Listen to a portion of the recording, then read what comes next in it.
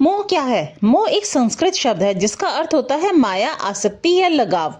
ये मन की वह स्थिति है जिसमें व्यक्ति किसी व्यक्ति, वस्तु या स्थिति से अत्यधिक जुड़ाव महसूस करता है और सत्य या वास्तविकता को नहीं समझ पाता। सरल शब्दों में कहें तो मोह का मतलब है किसी चीज से इतना लगाव हो जाना कि उससे अलग होना ही मुश्किल लगने लगे।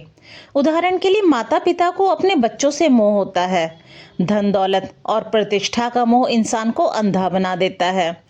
और अगर धार्मिक दृष्टि से देखें तो हिंदू धर्म और गीता के अनुसार मोह को माया का हिस्सा माना गया है।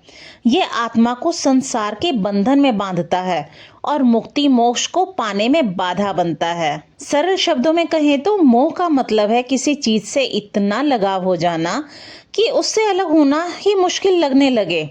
उदाहरण के लिए माता पिता को अपने बच्चों से मोह होता है। धन दौलत और प्रतिष्ठा का मोह इंसान को अंधा बना देता है।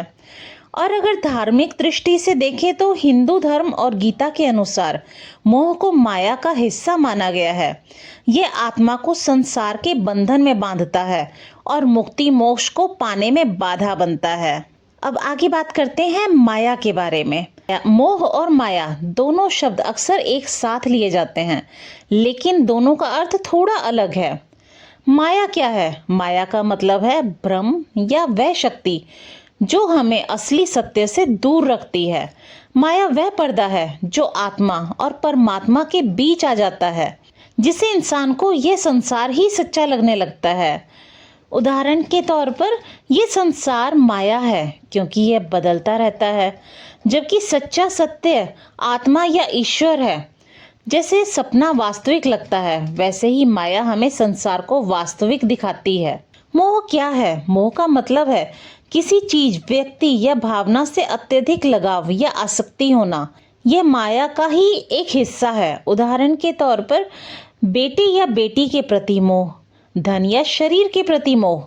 मोह के कारण इंसान वस्तुओं, रिश्तों या इच्छाओं में बंध जाता है और दुखों में फंस जाता है। संक्षेप में इसका अंतर इस तरह है। परिणाम यह है कि सत्य से दूर होना, दुख, लोभ और बंधन का बढ़ना।